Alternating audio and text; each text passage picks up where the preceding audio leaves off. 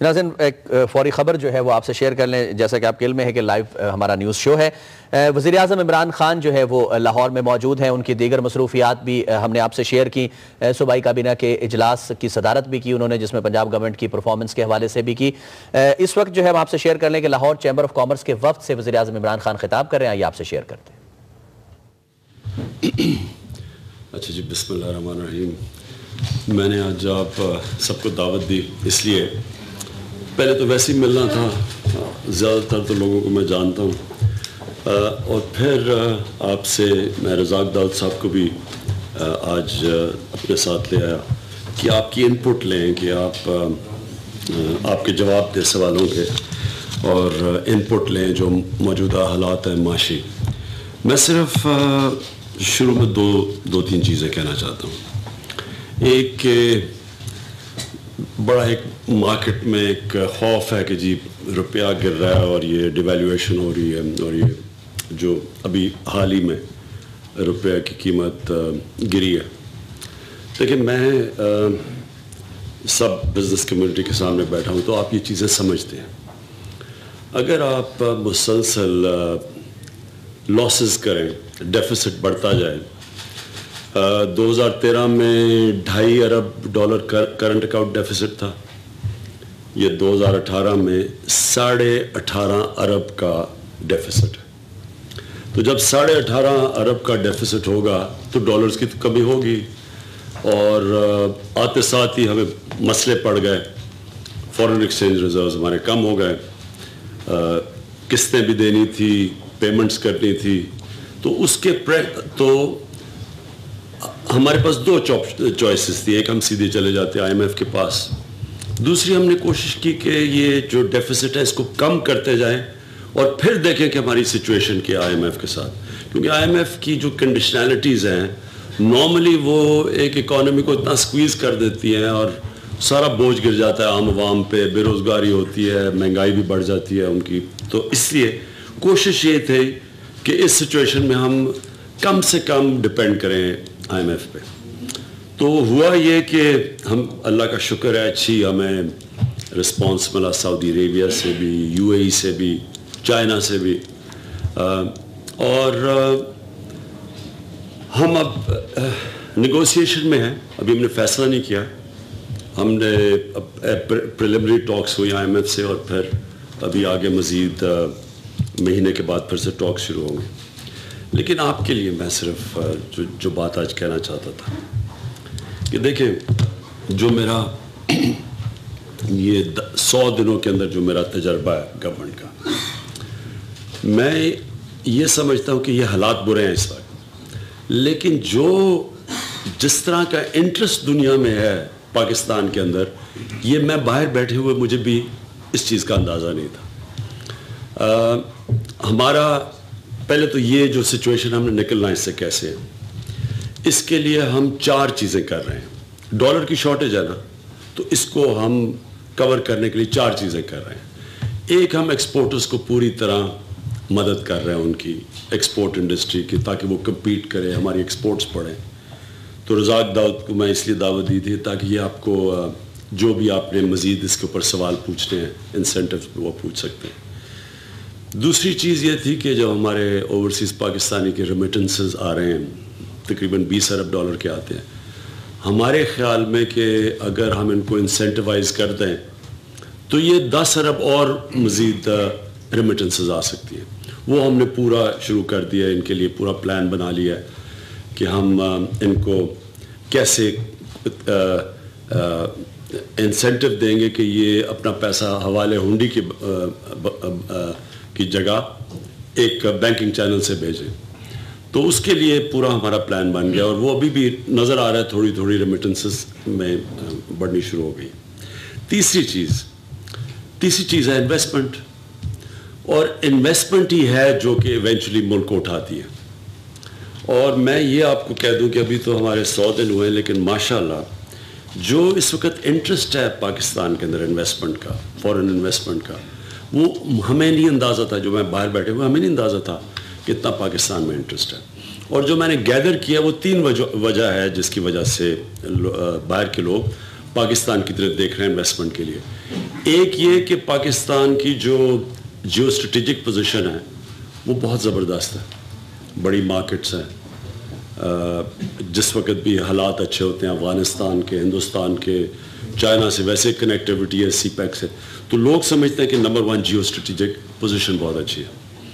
دوسری چیز یہ جو ہماری اور اب انفارمیشن سارا تو آپ کے موبائل فون پہ اویلیبل ہے, تو جو میں نے ان سے بات چیت کی وہ بڑے انٹرسٹڈ ہیں کہ پاکستان کی جو 12 کروڑ پاکستانی ہیں وہ 35 سال کی عمر سے کم ہیں. یہ دنیا اس کو اور طرح دیکھتی ہے کہ یہ بہت بڑا پوٹینشل ہے. یہ ایک اگر جس وقت بھی یہ ملک تھوڑا گورننس سسٹم ٹھیک ہو جائے تو یہ بہت بڑی مارکیٹ ہے, انجن آف گروتھ ہے, لیبر ہے, سب چیزیں دیکھتی ہے. اور تیسری چیز وہ بھی کیونکہ ہماری اتنی زبردست اینٹی کرپشن کیمپین تھی, لوگ گڈ گورننس کی طرف جاتے ہیں اور ادھر انویسٹ کرتے ہیں. تو ماشاءاللہ میں ابھی آپ کو ذرا بتا دوں کہ ہمارے ابھی تھوڑے سے میں 27 سال کے بعد ایگزون پاکستان میں انہوں نے انٹری کی ہے, اور وہ جو ایکسپلوریشن کر رہے ہیں, جو ڈگنگ کرنے والے ہیں, اور انشاءاللہ ہمیں اگلی جون تک پتہ چل جائے گا کہ وہاں کتنی گیس ہے. وہ سمجھتے ہیں کہ یہ بہت بڑا گیس کا ریزرو ہے آف شور.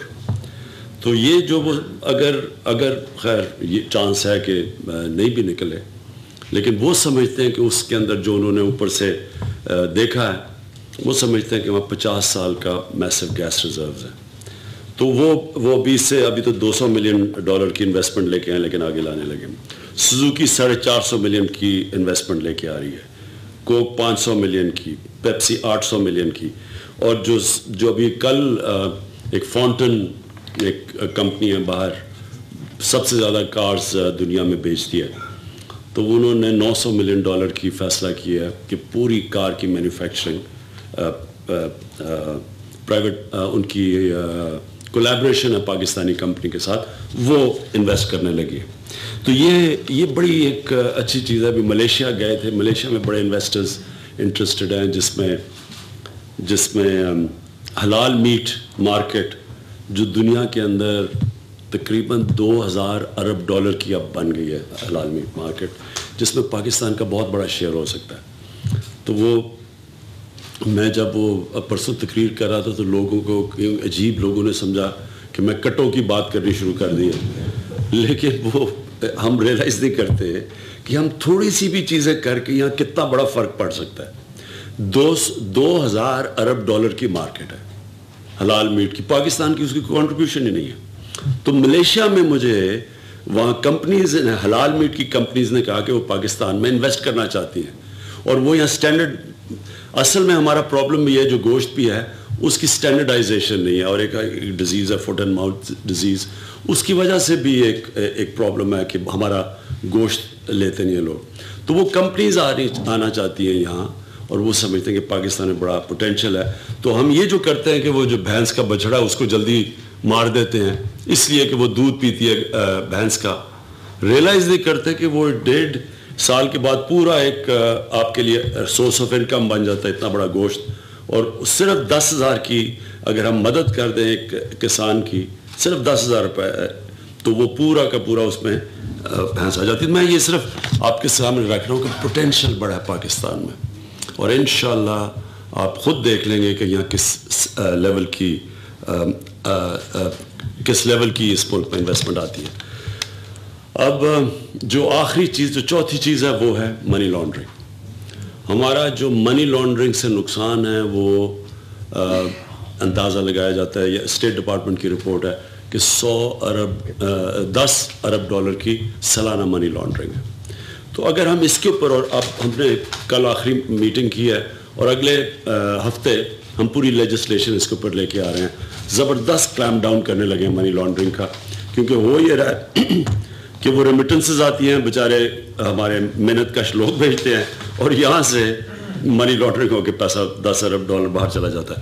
تو یہ اگر 4 چیزوں کے اوپر ہم زور لگا دیں, میں سمجھتا ہوں کہ سال کے اندر ہمارا یہ ڈیفیسٹ کم ہو جائے گا, بلکہ ہم سمجھتے ہیں کہ ڈیفیسٹ بالکل کم کر سکتے ہیں.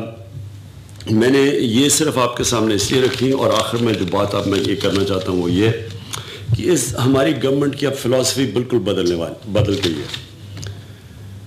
ہم ابھی ایک میں نے بڑی دکھ بھری کہانی سنی, ہمارے بڑے ٹیکس پیئر ان سے جس طرح کا بھی برتاؤ ہوا ہے, اور اس میں بدقسمتی سے FIA کا کیس کروا دیا. دیکھیں, اب تک پاکستان کا مسئلہ یہ ہے کہ جو ہماری بیوروکریسی اور ہماری پولیٹیکل کلاس بھی, جو لوگ پیسے بناتے ہیں بزنس کر کے, اس سے کوئی ایک قسم کی جلتے ہیں یا ایک کچھ اس کو اچھی طرح دیکھا نہیں جاتا. یہ بہت بڑا پرابلم ہے پاکستان میں, اور یہ ہوا تھا 1970 سے شروع. ایک پوری کیمپین چلی 22 فیملیز کے اوپر, اور ایک بڑا شور مچا کے انہوں نے اتنا, ان دنوں میں تھی بھی کولڈ وار تھی, رائٹ اور لیفٹ کی سیاست تھی, تو جو سارا سوشلسٹ تھنکنگ تھی وہ ساری اس کے اگینسٹ چلی گئی. نیشنلائزیشن ہوئی 70 میں, اور ہمیں سب کو پتا ہے کہ پاکستان کتنی تیزی سے اوپر جا رہا تھا اور پھر وہ نیچے آ گیا. اگر لوگ پیسہ بناتے ہیں تو ایک ملک کو ان کو انکریج کرنا چاہیے, کیونکہ انویسٹمنٹ سے جب پیسہ بنتا ہے تو تبھی وہ لوگ اپنا پیسہ اور لگائے گا, انویسٹ کرے گا, اور کب ایک انویسٹر کو دیکھ کے دوسرے لوگ آئیں گے سامنے. جب کوئی پیسہ بنائے گا تو دوسرے لوگ پیسہ بنانے آئیں گے. تو جب آپ اس کے لیے رکاوٹیں پیدا کر دیں گے, اور جب اس کی ایز آف ڈوئنگ بزنس اگر اس کے لیے مشکلات پیدا کر دیں گے تو انویسٹر نہیں آئے گا. تو پاکستان کی تو یعنی 21 کروڑ لوگ ہیں ہم.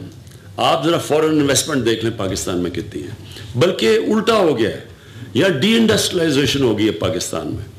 ہم ہر قسم کی رکاوٹ ہے انڈسٹریلائزیشن کی طرف, مینوفیکچرنگ کی طرف.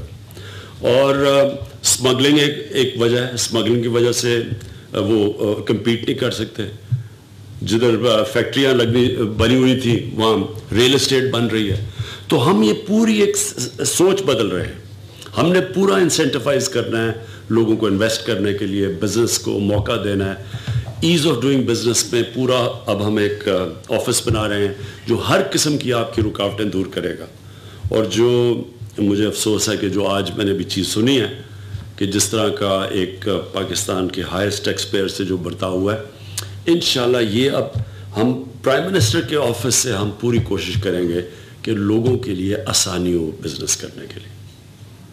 Thank you. اب میں آپ کا سننا چاہتا ہوں. میں نے کہا یہ میں آپ کو پہلے شروع سے بتا دوں.